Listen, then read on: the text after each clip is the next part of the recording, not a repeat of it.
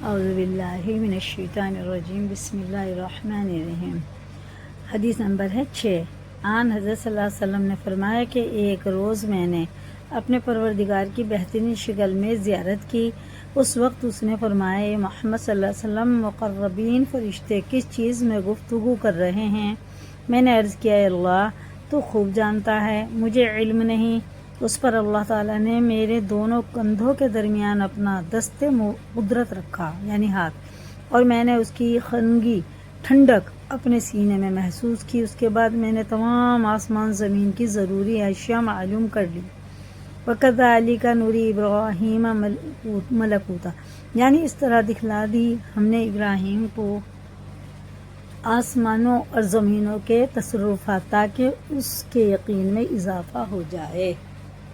اور اس علم دینے کے بعد دوبارہ اللہ تعالیٰ نے فرمایا کہ تم جانتے ہو کہ مقربین فرشتے کس معاملے میں گفتگو کر رہے ہیں؟ میں نے عرض کیا کہ ان کی گفتگو ان اعمال کے متعلق ہو رہی ہے جن میں گناہ جھڑتے ہیں، بس گناہ جھڑتے ہیں۔ نماز کے بعد مسجد میں اللہ کا ذکر کرنے سے اور مسجد میں دوسری نماز کے انتظار کرنے کے واسطے بیٹھنے سے، اور گناہ جھڑتے ہیں جماعت کے ساتھ نماز پڑھنے کے لیے پاؤں چل کر مسجد میں جانے سے، اور بیماری یا جاڑے میں پوری طرح وضو کرنے سے۔ اور جس نے یہ کام کیے بھلائی کے ساتھ زندہ رہے گا اور بھلائی کے ساتھ مرے گا، اور اپنے گناہوں سے اس طرح پاک ہوگا جس طرح ماں کے پیٹ سے بچہ گناہوں سے پاک پیدا ہوتا ہے۔